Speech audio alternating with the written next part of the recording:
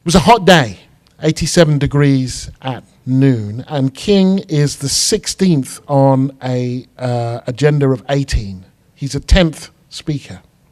There's been the anthem, the invocation, the prayer. There have been a range of, a number of singers, including Mahalia Jackson, Peter, Paul and Mary, Bob Dylan. A range of people have sung. And he takes to the podium about 2:30.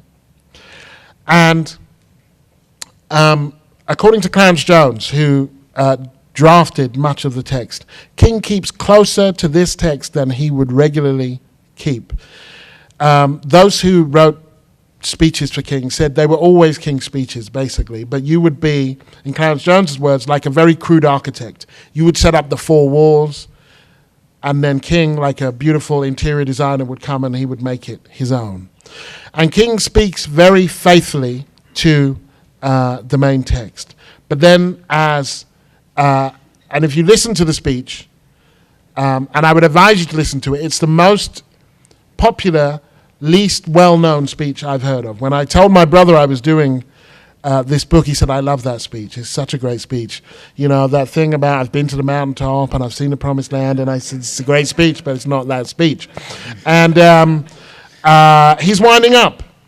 He says, go back to Mississippi, go back to Louisiana, go back to South Carolina, go back to Alabama, go back to your northern homes and ghettos, knowing that somehow this situation will be resolved.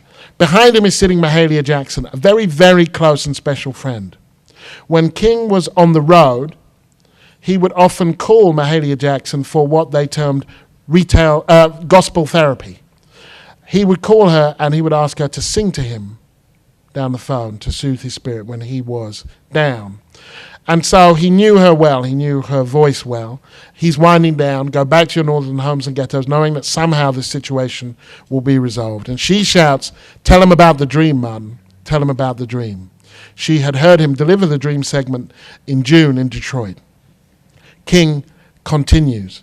I say to you, my friends, let us not wallow in a valley of despair. And then she shouts again, tell us about the dream, Martin. Tell us about the dream. And then, in the words of Clarence Jones, King puts his text to the left of the podium. And in his body language changes from a lecturer to a preacher. And Jones turns to the person next to him and says, those people don't know it, but they're about to go to church.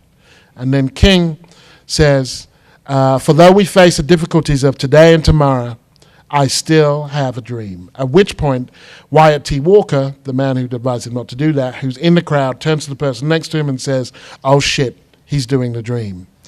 So